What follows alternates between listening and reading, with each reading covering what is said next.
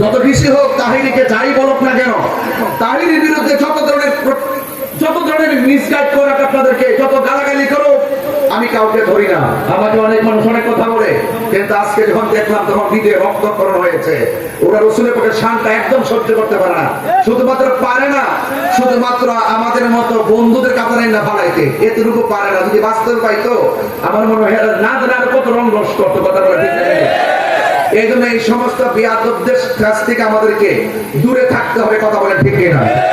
এবার আসন্ন জাতীয় নির্বাচনে আমরা বুলেটের মাধ্যমে কাউকে জবাব দিব না। এবার সুন্নিরা ব্যালটের মাধ্যমে জবাব দিয়ে দিব ইনশাআল্লাহ। যেদিকে যাবেন আমরা সুন্নিরা কি এখন 2 না 1? এই আওয়াজে মানি না মাধবপুর হলো সুন্নিয়তের, মাধবপুরের মাটি সুন্নিয়তের ঘাঁটি। আপনাদেরকে রাজপথে ডাকলে পাওয়া যায় না, অনেক সময় রাজপথে আপনাদের ফোন দিয়ে আনা যায় না।